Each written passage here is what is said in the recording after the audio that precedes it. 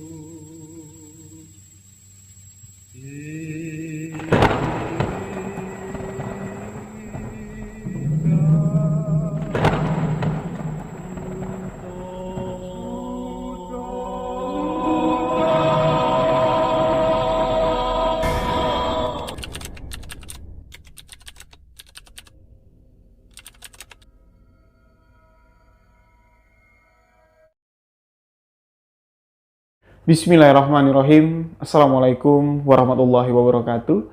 Kembali lagi bersama saya, Rio Wijaya, di sebuah kisah misteri.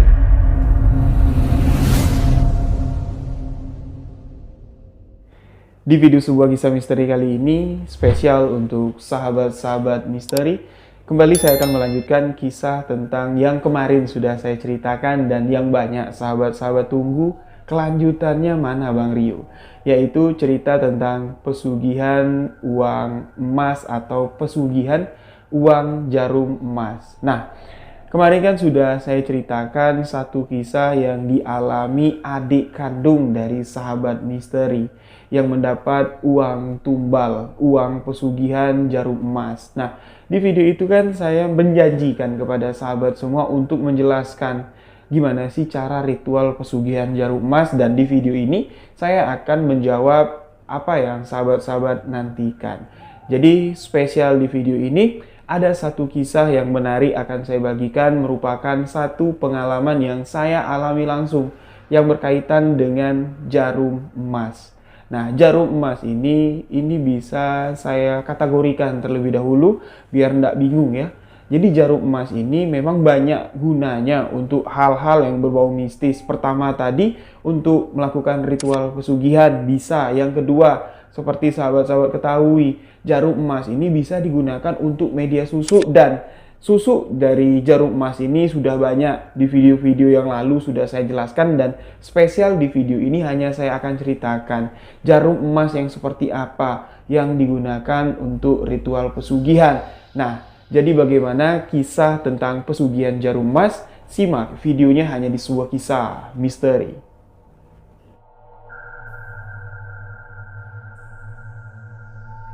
Dari sekian banyak pengalaman yang sudah saya lalui di usia yang sudah hampir menginjak 32 tahun ini, beberapa kejadian-kejadian yang tanpa sengaja saya lalui ini memang sangat berkesan sekali. Mungkin sama juga ya dengan sahabat-sahabat, sebuah peristiwa yang nggak kita terka-terka akan terjadi, itu yang akan menjadi sebuah kenangan yang bisa menjadikan sebuah kenangan tersebut menjadi acuan atau pedoman kehidupan kita ke depan. Kisah ini saya ceritakan untuk sahabat-sahabat semua, bukan untuk fase penyombongan diri, bukan biar dibilang wah bisa gini bisa gitu, enggak. Tapi di sini saya hanya ingin membagikan satu pengalaman yang cukup saya alami tanpa sahabat-sahabat harus melalui fase tersebut, dimana pada saat itu saya sempat tergiur dengan yang namanya pesugihan. Banyak alasan kenapa saya sempat tergiur dengan ritual pesugihan, itu sudah saya jelaskan di video sebelumnya, di video 100.000 subscriber ya. Sahabat-sahabat boleh cek, di situ jelas semua kenapa alasannya, dan di video ini saya hanya ingin menceritakan satu ritual pesugihan yang saya ketahui, dan ini sempat menjadi sebuah kenangan, dan sayangnya patahan dari jarum emas itu sudah saya buang. Kalau enggak saya buang mungkin bisa saya spill.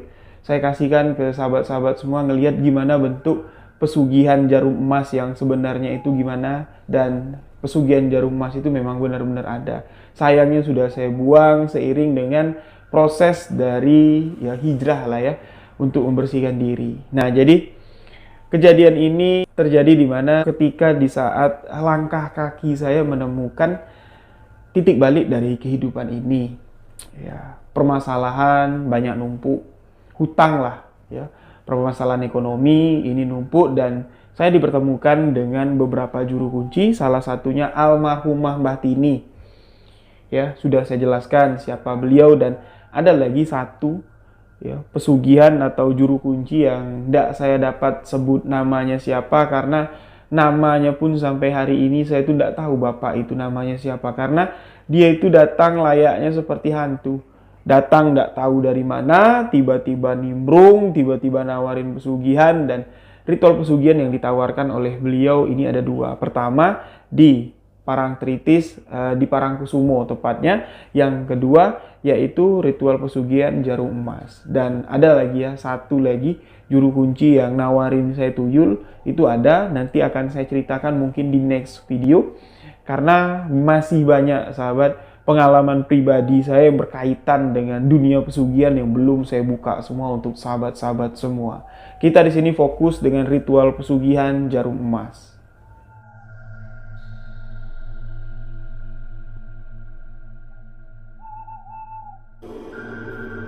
Singkat cerita, di sini saya bertemu dengan beliau, dikenalkan oleh kerabat saya. Dia di sini mengatakan kalau ritual pesugihan yang akan kami lakukan ini, kita langsung singkat cerita aja ya, masuk ke topik pembicaraannya.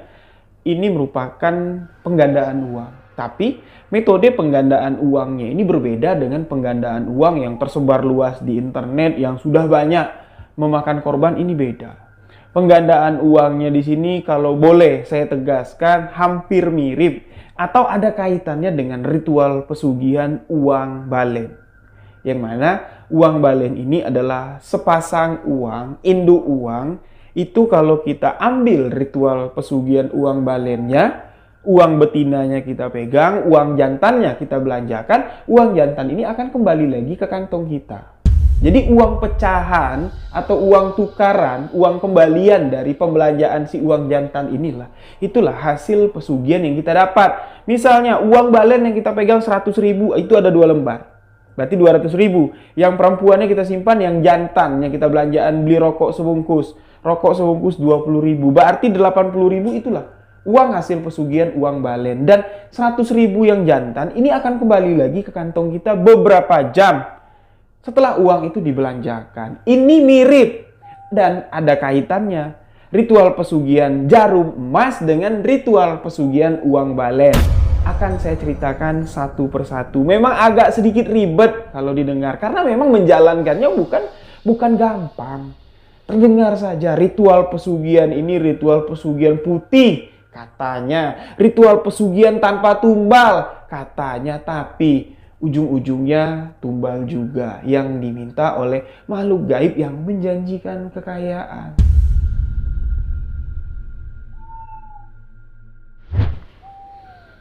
Nah, fase saya memasuki ritual pesugihan ini tidak sampai masuk ke sampai tahap penyelenggaraan atau pelaksanaannya, enggak. Pertama, ketika saya bertemu dengan seseorang yang namanya sampai saat ini saya coba ingat-ingat, siapalah nama bapak itu. Lupa, enggak ingat-ingat sampai hari ini saya ditemukan dan dia mengatakan bisa. Kalau kamu ini bisa untuk penggandaan uang. Karena dilihat dari weton, ya, dilihat dari tanggal lahir, dilihat dari nama, ini cocok. Bisa kamu ngambil ritual ini. Dan dia mengatakan ini penggandaan uangnya berbeda dengan ritual pesugihan penggandaan uang jin atau bank gaib. Beda, kita nggak pakai duit pangkal, kita cuma membutuhkan sebatang jarum. Wah, saya bilang kalau sebatang jarum ini bukan perkara yang sulit. Saya bilang kan di rumah pun banyak sebatang jarum. Jarum seperti apa, Pak? Itulah dia katakan jarum emas. Nah, ketika mendengar nama emas, otomatis di sini saya down. Sebatang jarum emas kalau jarum jahit yang ukuran kecil, itu kalau digramin, itu lumayan duitnya, hampir jutaan juga. Loh, di mana saya bisa mendapatkan jarum emas tersebut? Ternyata jarum emas yang dikatakan oleh si bapak ini bukan jarum emas yang kita pesan di toko emas, batangan emas dibikin seperti jarum jahit, enggak. Melainkan jarum emas yang diambil dari ritual-ritual gaib atau penarikan barang gaib.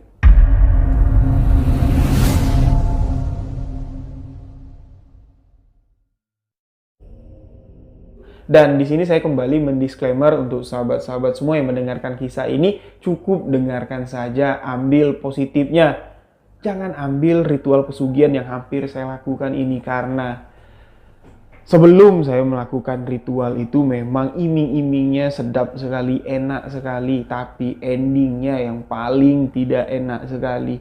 Belum saja saya melakukan ritual tersebut, kejadian-kejadian aneh itu sudah kontak di tubuh saya, dan saya katakan di sini itulah tadi saya bilang titik balik dari kehidupan saya. Singkat cerita, setelah dijelaskan jarum emas, sebatang jarum emas yang dibutuhkan untuk ritual pesugihan ini bukan jarum emas yang bisa kita beli atau bisa tempat, melainkan di sini adalah jarum emas yang memang betul-betul jarum emas yang didapat dari alam gaib. Ritual-ritual untuk mendapatkan jarum emas itu pun dikatakan oleh si pemilik ritual pesugihan jarum emas.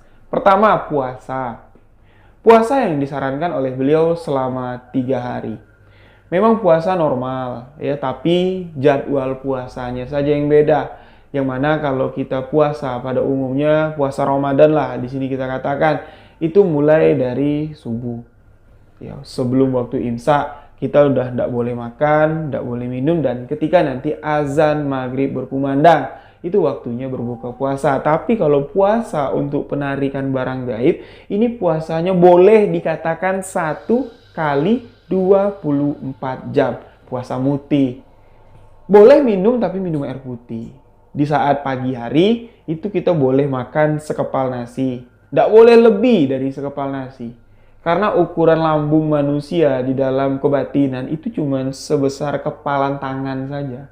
Cukup kita makan sekepal tangan, itu bisa seharian kenyangnya, dan cuma boleh makan sekepal nasi dalam waktu 1 kali 24 jam. Kalau minum terserah. Mau sebanyak-banyak minum apapun asal masih air putih, nggak ada rasa, nggak ada bau, itu boleh. Segalon diminum, segalon nggak apa-apa. Asal nggak boleh makan selain sekepal nasi putih. Itu dilakukan 3 hari. Setelah 3 hari, ini ada kelanjutannya lagi. Yaitu tidak boleh makan yang dinamakan masakan dari hewan yang berdarah. Itu selama 40 hari. Sama sekali tidak boleh. Contohnya, kita cuma boleh makan sayur-sayuran, tempe, tahu, kerupuk, yang dinamakan ikan teri, itu tidak boleh. Ikan asin, tidak boleh. Pokoknya barang yang berdarah, hewan yang berdarah dimasak, diolah, itu tidak boleh kita makan. Makan kuahnya aja pun itu tidak boleh. Itu yang paling susah. Yang mana saya kan tidak ada yang masak di rumah. Otomatis kalau di rumah itu beli makanan, masakan itu dari warung. Saya bingung, dan ujian paling berat disitulah. Selain ujian untuk memilah, memolah makanan supaya kita tidak makan makanan berdarah, di sini ujiannya berat sekali. Pertama, kesabaran. Kesabaran itu diuji sekali, dan setengah saya menjalankan ritual puasa, tidak boleh memakan barang-barang berdarah ini, itu hal-hal yang boleh dikatakan sesuatu yang tidak lazim terjadi, itu terjadi terlintas di pikiran saya, dan semuanya kejadian di depan mata saya itu seakan-akan ini tidak nyata tapi benar-benar terjadi dan nyata. Contohnya seperti ini. Saya keluar dari rumah pada pagi hari, kalau tidak salah hari Rabu. Rabu itu menjelang jam 9 atau jam 10, saya lupa. Saya ingat hari itu sudah masuk ke hari 14 atau ke hari 15, saya lupa ya. Pokoknya sekitaran itu, saya ingat saya masih tidak boleh makan barang berdarah. Oke, saya keluar dari rumah, yang mana pada saat itu yang tinggal di Jambi itu saya cuma sama bapak. Kami ngontrak rumah di daerah Mayang namanya, di daerah tengah-tengah kota. Bapak keluar pakai motor, saya keluar jalan kaki mau nyamperin rumah teman. Jaraknya tidak terlalu jauh lah dari kontrakan saya itu. Saya di sini merasa kok kalau saya terusin jalan ya, kan jalan itu gang. Keluar dari gang itu ada tukang bangsal kayu, tukang perabot, itu belok kanan. Itu ada tikungan. Tikungan itu letter S dan di kiri kanan tikungan itu ada selokan. Kalau hari banjir, air naik, itu selokan itu bakal ngeluarin pasir dan jalan itu bakal ditutupi pasir banyak sekali. Nah, sebelum saya sampai ke tikungan itu, sebelum saya keluar dari gang tukang perabot, saya kebayang kayak gini. Kayaknya bakal ada yang jatuh lah di situ. Anak SMP pakai motor Supra warna merah. Tapi tidak mungkin lah. Saya masih di sini, masa kejadiannya di sana. Tapi apa yang saya rasakan itu memang benar-benar terjadi. Saya baru beberapa langkah keluar dari gang tukang perabot, terdengar suara serak. Lihat anak kecil jatuh. Anak SMP pakai baju SMP, boncengan, bonceng 3, jatuh di tikungan yang banyak pasir itu. Sesuai dengan apa yang saya gambarkan. Memang aneh.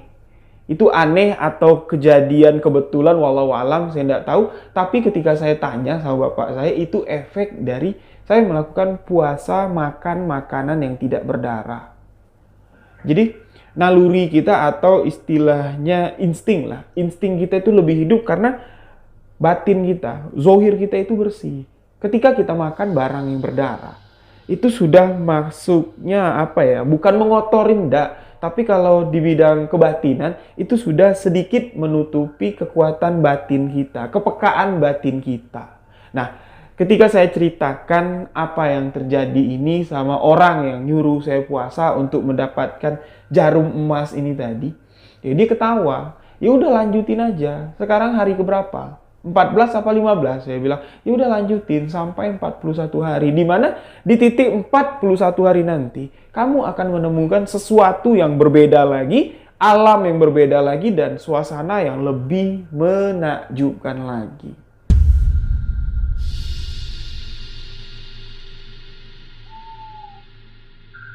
Nah, itu kejadian awal-awal saya disuruh untuk mengikuti ritual supaya saya dapat menarik jarum emas untuk melakukan ritual pesugihan uang emas. Jadi setelah 15 hari atau 14 hari saya katakan tadi, ritual itu terus berjalan, di mana di hari ke-40 masuk di hari ke-41. Di sini saya ingin mengingatkan kepada sahabat-sahabat yang menjalankan ritual ini bukan saya seorang diri. Tadi kan saya katakan, saya bersama kerabat saya berdua lah kami melakukan ritual tersebut. Tapi ketika melakukan puasa mutih atau puasa makan barang yang tidak berdarah ini, saya dengan kawan saya ini tidak ketemu kami ini. Karena memang tidak boleh bertemu. Tidak boleh ketemunya kenapa? Takut saling bertanya apa yang kamu alami, dan kami di sini yang hati atau batinnya sudah mulai terbuka dan peka, kami saling menerka-nerka isi hati masing-masing. Itu yang tidak boleh, dan di hari ke-41, tepatnya di satu malam, baru kami dipertemukan. Bertemulah di rumah si bapak yang sampai sekarang saya tidak tahu namanya siapa. Kita sebut saja lah Pak Joni. Ya, memang benar, saya beberapa hari ini ingat siapa lah nama bapak itu. Kalau perawakannya saya ingat. Ya, saya ingat perawakannya, tapi namanya saya lupa. Pak Joni lah kita sebut di sini. Nah, ketemulah di tempatnya si Pak Joni. Pak Joni ini tidak punya rumah, sahabat-sahabat. Dia tuh musafir. Dia bilang aslinya itu dia dari daerah Jawa Barat. Ya, tidak boleh disebutin juga nama daerahnya di mana, takut nanti jadi fitnah ya. Karena Pak Joni ini di sini kita sebut saya karakternya kayak Joko Kendil. Pengembara dia bilang. Ya, jadi nanti cerita dari si Pak Joni khusus nanti satu video saya ceritakan. Kalau diceritakan memang lumayan keren lah. Ya, cukup epic lah ceritanya. Sehingga cerita saya bertemu dengan Pak Joni ini dan bertemu juga dengan teman saya ini. Dia mengatakan malam ini malam pemutusan. Ya, setelah malam ini terserah kalian. Kalian mau makan barang berdarah, mau makan hidup-hidup ya terserah. Karena kaji kalian sudah putus, dan di malam inilah kami disuruh menunggu untuk mendapatkan si jarum emas. Ingat, saya melakukan ritual ini tidak seorang diri, berdua. Jadi, jarum emas itu diceritakan oleh si Pak Joni. Jarum emas itu merupakan pakaian dari peri atau dewo. Peri, dewo di sini bukan dewa kayangan, tapi sosok makhluk gaib yang menyerupai wanita cantik, sosok makhluk gaib yang boleh kita katakan golongan jin. Ya, itu namanya peri. Kalau kami di Jambi, peri itulah yang memiliki jarum emas dan yang memiliki uang untuk ritual pesugihan jarum emas. Ini ada bangsanya lagi. Dari golongan bangsa peri, bangsa jin atau bangsa dewo tadi, yang memiliki jarum emas ini merupakan yang anak gadisnya. Ya. Jadi dia tuh kayak istilahnya penanda lah untuk masuk ke alamnya. Jarum emas itu sebagai istilahnya kayak apa ya? ID card. Nah, seperti itulah. Ketika kita mendapatkan ID card yang bentuknya seperti jarum emas, itu kita bisa leluasa secara gaib, bukan secara zohir. Ya, secara gaib kita akan leluasa masuk ke dalam bangsa peri atau bangsa jin. Yang mana dunia gaib, dunia jin yang ada di sana, itu yang dinamakan uang dolar, uang rupiah, kepeng. Kepeng itu koin emas. Ya, koin emas yang di zaman kerajaan dulu sebagai nilai tukar paling tinggi, itu beseraan di sana. Nah, dengan ID card tersebutlah kita bisa melipat gandakan uang. Bukan mengambil uang, tapi melipat gandakan uang. Yang tadinya di tempat kita duduk sekarang kosong, seperti saya. Di samping saya ini meja. Meja ini cuman ada tumpuan yang namanya buku. Ya, secara zohir ini buku kertas. Ya. Ini cuman ada buku, terlihat cuman ya, apa sih nggak bisa dijadikan duit. Tapi ketika kita sudah memegang jarum emas, ya, jarum emas itu kita pegang dan kita masuk ke dalam dunia peri. Apa yang ada di sana bisa kita tukarkan. Yang ada di meja ini bisa kita lipat gandakan. Buku ini bisa dijadikan uang dengan nominal lipat ganda yang besar sekali. Asalkan ada barang pertukarannya. Itulah makanya ada kaitannya nanti pesugihan uang balen ini dengan pesugihan jarum emas. Sampai di sini mungkin sahabat-sahabat bisa memahami.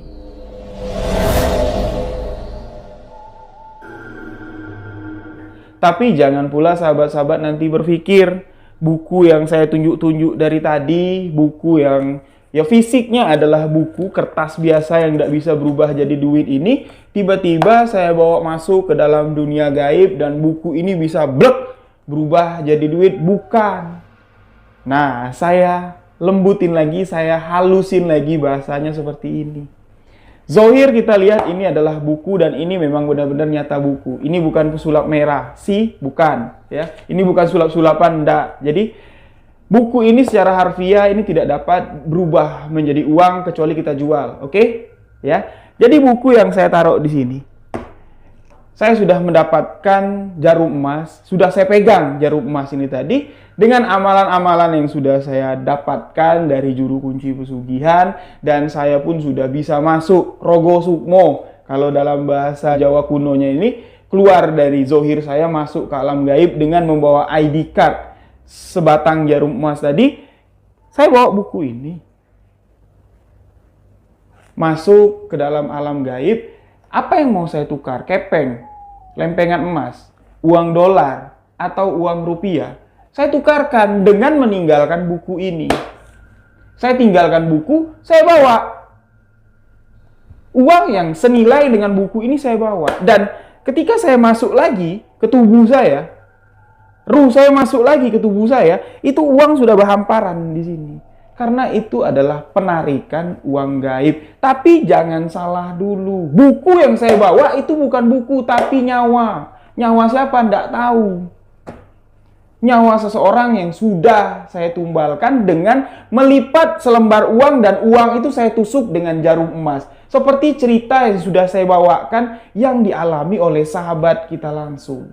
Nah, untuk sahabat-sahabat yang belum menonton videonya, tonton dulu videonya baru balik ke sini lagi karena inilah kaitannya. Di video itu, adik sahabat kita si Ato, dia sudah salah mengambil uang yang ada di jalanan. Uang yang sudah ada ciri-ciri ciri-ciri uang tumbal pesugihan jarum emas itu dijajanin sama dia, dan barang siapa yang memakan dan menjajankan uang tersebut, beliaulah yang akan saya bawa seakan-akan buku yang akan masuk ke dalam alam gaib. Nyawanya lah yang akan saya tukarkan dengan kekayaan, dan kekayaan itu memang benar-benar nyata. Memang saya belum membuktikan, tapi si pemilik ritual pesugihan sudah membuktikan di depan mata kepala saya.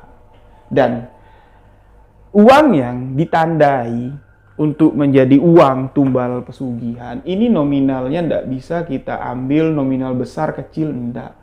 Tapi memang uang yang bentuknya itu yang memang kayak duit tidak bakal laku. Bukan uang yang lembarannya bagus, enggak. Uang yang mulus, lipatannya enggak ada, enggak. Tapi uang yang seakan-akan kalau kita buang uang itu, enggak ada yang mau ngambil. Itulah yang dijadikan uang tumbal pesugihan jarum emas. Dia melakukan di depan mata kepala. Ya, melakukan di depan saya. Dia ingin membuktikan bahwa ritual pesugihan yang dijajakan atau yang memang kalau dia bilang ini memang harus diturunin, dia bilang, karena memang tugas dia dari maha gurunya ini memang mengajak orang untuk melakukan ritual pesugihan tersebut. Jadi ya, jarum emas yang beliau miliki itu ukurannya kayak jarum jahit biasa lah, yang ukuran paling kecil. Nah, itu tadi sebelum uang itu ditikam sama dia, terlebih dahulu dia menikam usar-usar jarinya sini dulu. Ditikam sama dia, terus darah yang keluar dikit dari jarinya itu ditempelin ke uang. Nah, setelah bercak-bercak darah itu masuk ke dalam duit kertas itu, barulah dilipat sama dia. Duit selembar dilipat jadi 2. Nah, kalau dilipat lebih kecil, itu berarti dia minta lipatannya lebih banyak lagi nanti dari hasil pesugihan ini. Ya, semakin kecil lipatan itu, semakin besar juga berarti uang yang akan diambilnya. Bukan nominal uang yang dilipat, tapi lipatan dari uang tersebut. Setelah uang itu dilipatnya rapi, itu baru ditikam sama dia. Ditusuk dengan jarum emas tadi dengan bacaan atau jampi-jampi. Ditusuknya sekali, tusuk sekali, ditusuk ke belakang lagi, seperti orang menjahit, dan uang itu dibuang. Jarum emas tadi ditarik. Nah, itu tanda-tandanya ada titik. Biasanya kalau titiknya 4, titiknya 6, kalau titiknya 8, berarti itu positif. Itu uang ritual pesugihan, uang tumbal. Jangan diambil. Uang itu sama sekali ndak bagus, nominalnya paling ya 20.000, paling 10.000 atau 5.000. Jarang lah nominalnya yang besar. Nah, ketika ada yang mengambil, sahabat-sahabat, uang itu diambil, dibuka. Pastilah kalau kita nemu duit kan, kita buka. Nominal berapa sih yang aku dapat? Nah, ketika dibuka, itu mantra dari tikaman jarum emas itu kebuka, dan apalagi telapak tangan kita ini menyentuh bekas bercak darah dari si pemilik uang pesugihan, itu nempel di sini, itu sudah menjadi tanda kalau kita akan diambil menjadi tumbal pesugihan. Memang prosesnya tidak hari itu, ndak. Ya ndak begitu ngambil langsung meninggal, langsung diambil jadi tumbal, ndak. Tapi itu menggerogoti, dan orang yang mendapatkan uang pesugihan ini pun, ya, yang mendapatkan hasil dari menumbalkan nyawa seseorang, ya ini sebatas umur orang itu bertahan. Kalau umurnya bertahan seminggu, ya selama seminggu uang itu masuk ke dalam kas atau ke dalam tempat penyimpanan uangnya. Tapi ritual yang dilakukan oleh si pemilik ritual pesugihan jarum emas ini, setelah dia membuang uang, dia itu nunggu di rumah. Ada peti kecil tempat dia menyimpan jarum emas itu, kayak tempat penyimpanan cincin. Ya, itu ada kapas berwarna putih ditaruh di situ. Nah, kita wiritan lagi di situ, membacakan amalan-amalan ilmu pesugihan tadi, dan di dalam kotak kecil itulah penarik atau magnet yang akan menghantarkan atau tempat duit dari alam gaib tadi itu masuk ke rumah kita. Itu duit yang masuk, itu menyerupai awalnya, menyerupai bayang-bayang. Bukan brek, tiba-tiba blek duit banyak, enggak. Itu kayak awang-awang dulu. Yang dapat melihat hanya orang-orang yang memiliki kemampuan kebatinan. Sebelum tumbal itu mati, duit itu belum menyerupai duit asli, enggak. Masih bentuk bayang-bayang. Bayang-bayang, dan ketika korbannya sudah diambil menjadi tumbal, duit itu akan menyerupai duit asli dan dapat ditukarkan. Pembuktian yang dilakukan oleh si Wak John tadi ya, saya bilang namanya Wak John tadi itu di rumah kerabat saya. Sebelum kami melakukan ritual pesugihan ini, jauh sebelum itu, dia ingin menunjukkan, nih ritual pesugihan jarum emas. Tapi ritual pesugihan jarum emas ini tidak bisa dilakukan setiap hari kalian ngambil tumbal, tidak bisa. Itu ada batasnya. Misalnya setahun ini kalian sudah melakukan sekali ritual, ya sudah. Nunggu nanti isyarat-isyarat dari istilahnya tanda-tanda gaib lah. Dari siang pemberi pesugihan ini baru bisa melakukan lagi. Dan nominal yang kalian dapat dari ritual pesugihan jarum emas ini, itu tidak seperti babi ngepet atau seperti merah tuyul, enggak. Tiba-tiba langsung 1 miliar, 2 miliar, enggak. Tergantung berapa besar tumbal yang kalian berikan, seberapa besar atau seberapa banyak lipatan yang kalian buat di duit tersebut. Ini nominalnya ngaca, tapi paling kecil dia bilang. Itu nominalnya pasti di bawah angka 50 juta. Paling kecil. Setahun. Nah, jadi si Wak John ini tadi ingin membuktikan. Ya, entah itu dia menggunakan sirup mata, entah dia menggunakan apa, saya tidak tahu. Yang jelas jalan setan pada saat itu untuk merekrut kami percaya dengan jalan seperti itu memang dimudahkan di ruangan kosong, sahabat-sahabat. Kayak di studio kayak ginilah, kosong, cuman ada lampu, duduklah kami. Wak John ini nanya sama kami, ada yang megang duit dah? Duit kertasan. Berapa Wak? Terserah berapa. Nah, teman saya ini ngeluarin duit 5.000 rupiah. Diambil duit 5.000 itu, dibaca-baca sama dia, yuk ikut keluar, dia bilang. Pergilah keluar. Di luar itu ditusuk sama dia, ditunjukin sama dia, ini jarum emas, dia bilang. Ditusukin di tangannya di sini, keluar darah sedikit, mulai dipegang-pegangnya kayak gini ke duit. Jadi ada bercak di duit 5.000 itu, ada bercak, mulai dilipat sama dia. Entah apalah, sambil dilipat, sambil ada yang dibaca sama dia, ditikam sama dia. Ditikamnya sekali, ditikamnya lagi dari belakang keluar, dan duit itu dilempar sama dia. Dah, biarin aja sini.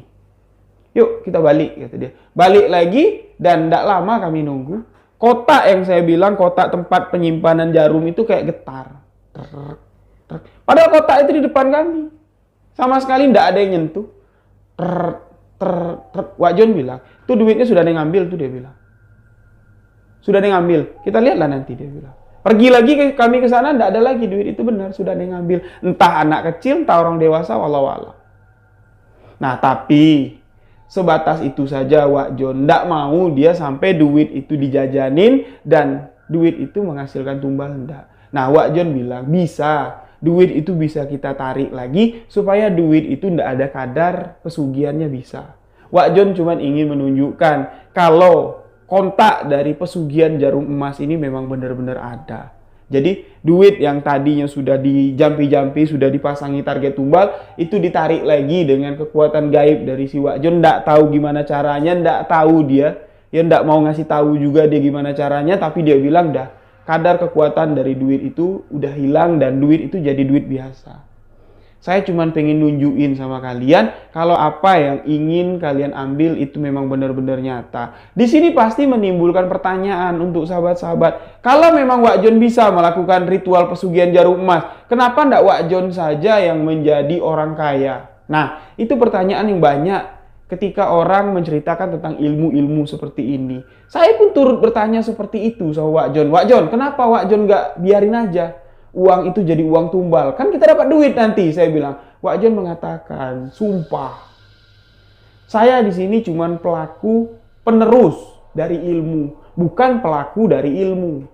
Kalau saya bisa melakukan untuk ngambil uang gaib dengan cara menumbalkan orang dengan pesugihan jarum emas ini, ya mungkin saya tidak jadi perantau kayak sekarang, dia bilang. Saya yang jadi beban di hidup saya sampai waktu yang tidak ditentukan nanti, saya harus meneruskan ilmu ini ke orang-orang. Cuman itu yang dikatakan oleh Wak John. Apakah itu cuma sekedar alasan atau tipu muslihat, wallahu alam. Tapi yang jelas cerita ini masih berlanjut, sahabat-sahabat. Dari kejadian itu, saya pun di sini semakin yakin dengan kerabat saya ini tadi. Wah, benar nih bang, saya bilang. Ini bisa nih, masuk nih, saya bilang. Lagi buntu kayak sekarang, saya bilang kan ritualnya nggak susah dan kami pun di sini berkomitmen untuk melakukan ritual pesugihan jarum emas.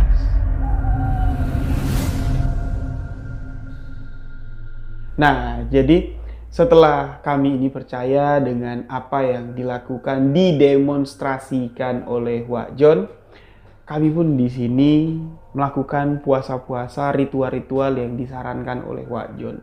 Nah, jadi kan tadi sudah saya jelaskan, saya ceritakan tahap-tahap saya melakukan puasa dari mulai puasa muti sampai puasa memakan barang yang tidak berdarah.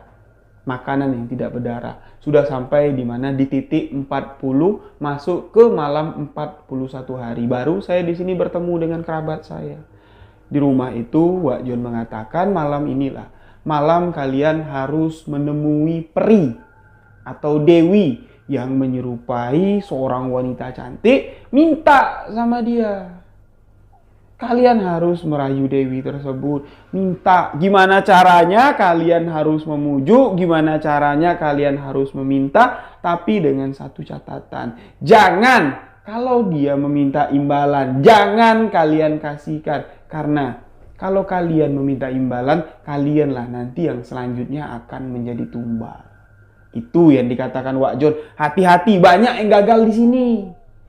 Karena tipu daya peri tersebut, jin yang menyerupai wanita cantik itu peri, kalau yang dikatakan oleh Wak Jon, ini tipu muslihatnya banyak sekali. Kalian akan dibelit, otak kalian akan dibelit. Banyak nanti yang ditawarin sama dia, intan permata, emas.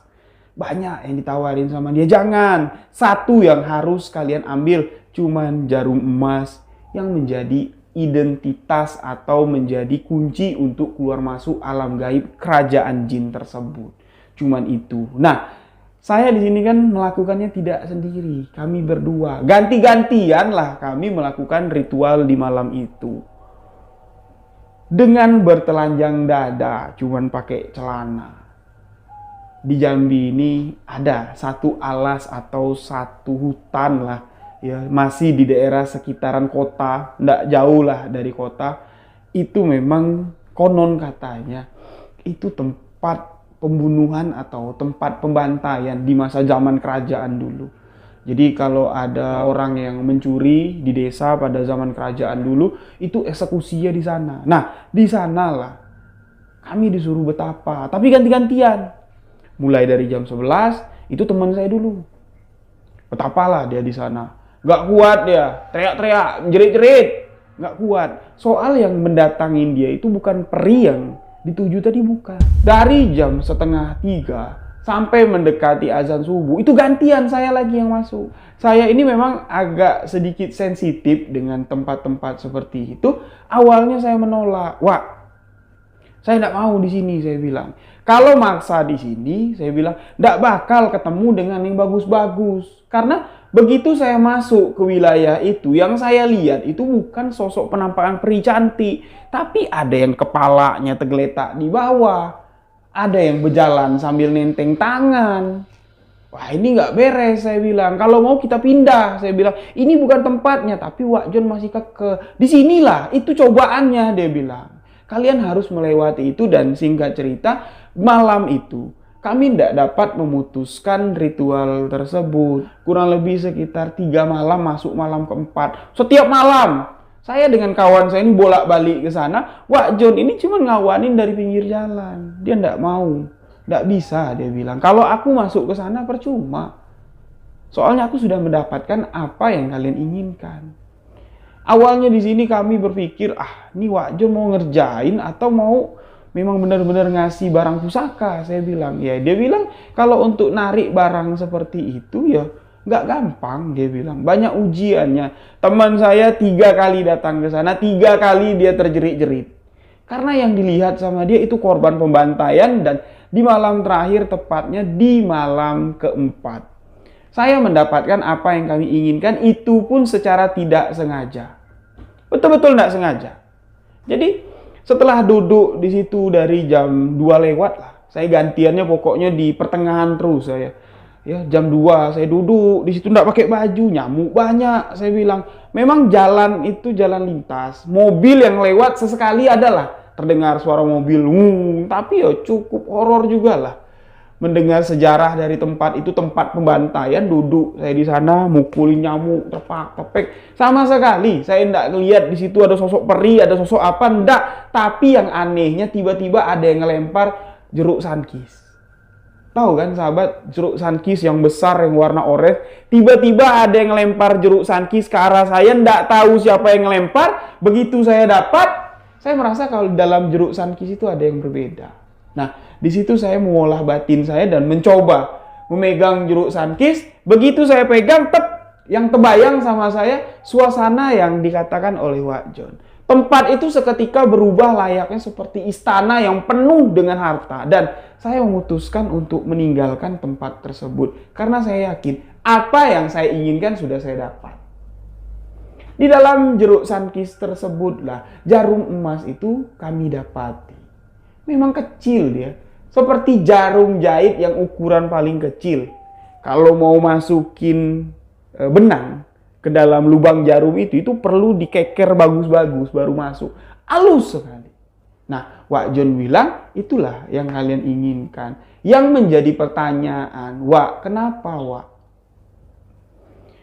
Kok ya, mendapatkan yang kami tunggu-tunggu dengan cara yang kayak gini beda. Dengan cara yang seperti Wak katakan, akan bertemu dengan makhluk gaib tersebut, akan ada negosiasi, dan Wak katakan jangan sampai kalian dibelit sama dia, jangan sampai kalian harus menjanjikan sesuatu. Kok kami malah mendapatkannya berbeda? Wak Jon di sini tidak tahu juga kenapa, tapi Wak Jon mengatakan ya mungkin ini ada petanda yang agak kurang baik di antara kalian berdua. Cuman itu yang dikatakan oleh Wak Jon. Jarum emas itu belum boleh digunakan sahabat-sahabat. Karena kami ini berdua, jarum emas itu harus ditentukan dulu siapa pemilik dan siapa penggunanya. Bukan satu orang bisa cucuk 2 kali, enggak. Satu orang harus satu.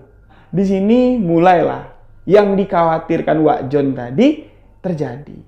Kenapa? Selama 41 hari kami tidak boleh dipertemukan karena di situ akan menentukan siapa pemilik jarum emas ini yang sebenarnya. Di antara kami berdua, di antara 41 hari, itu pasti ada yang melanggar pantang. Pasti ada yang nggak sengaja makan barang berdarah. Makanya sosok itu tidak muncul. Tidak muncul di hadapan teman saya dan memberikan benda itu kepada saya, tapi dengan cara yang aneh. Dia tidak mewujudkan wujud aslinya, melainkan dengan melemparkan jeruk sankis yang tidak tahu jeruk itu berasal dari mana.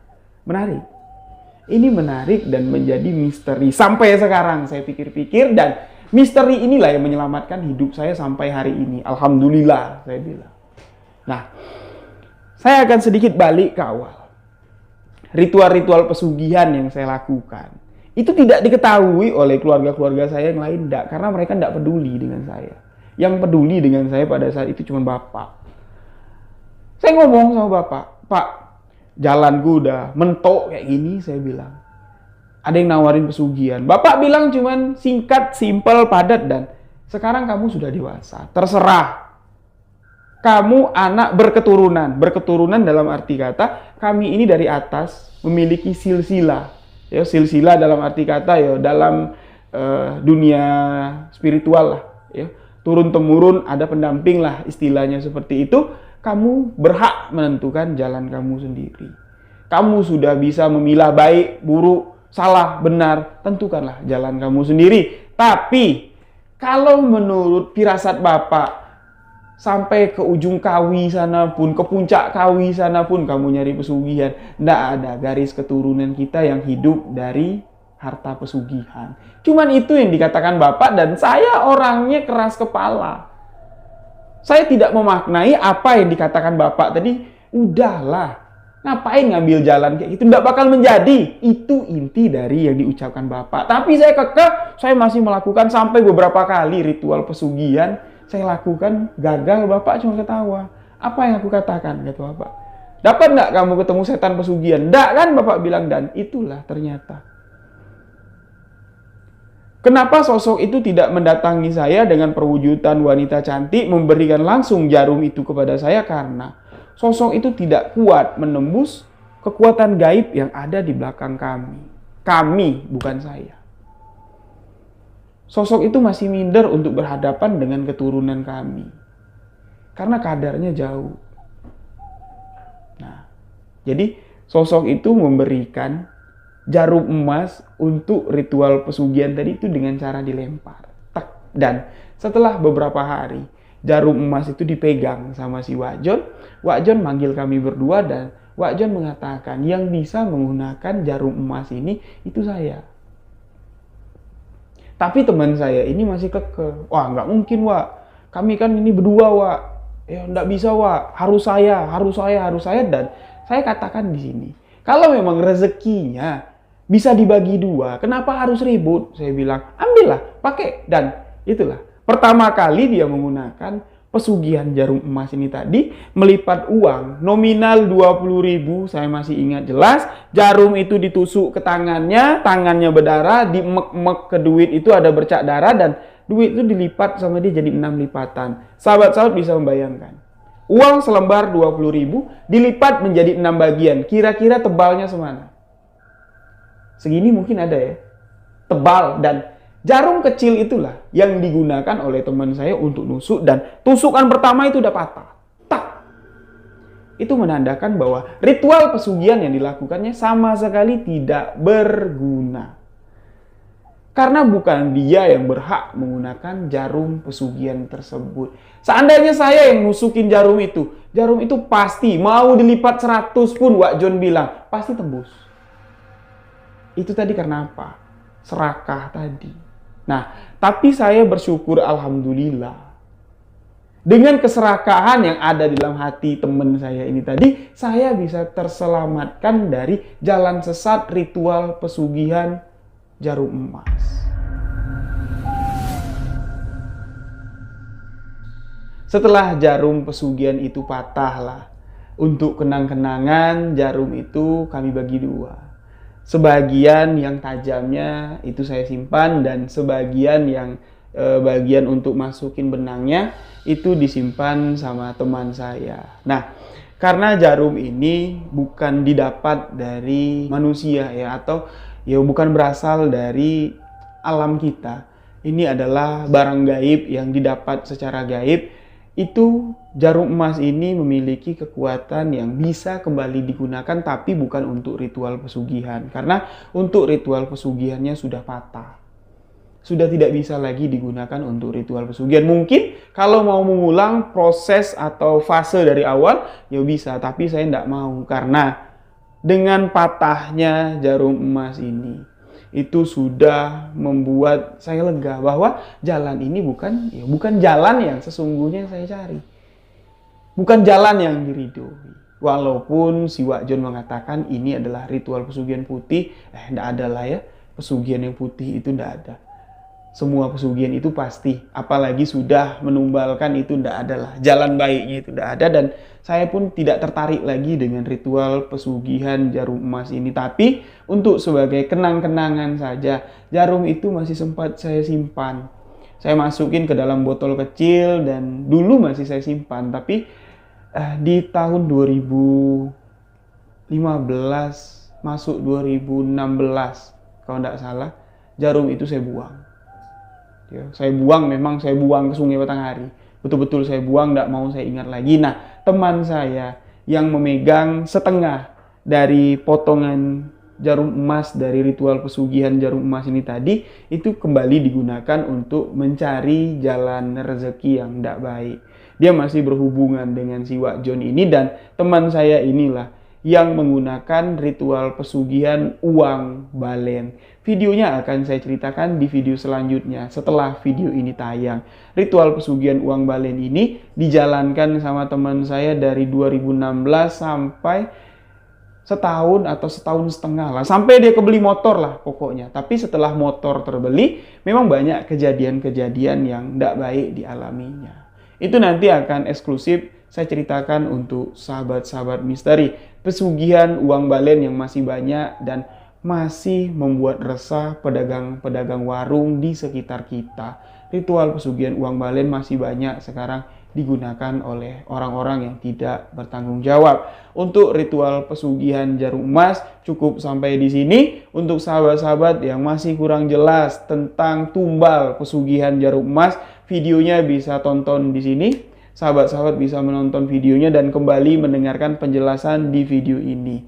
Nah, untuk sahabat yang memiliki kisah misteri boleh kirim cerita ke alamat email sebuahkisahmisteri@gmail.com. Sahabat jangan lupa juga follow akun Instagram saya di rio.wijaya91, Instagram Sebuah Kisah Misteri Official, dan akun TikTok Sebuah Kisah Misteri.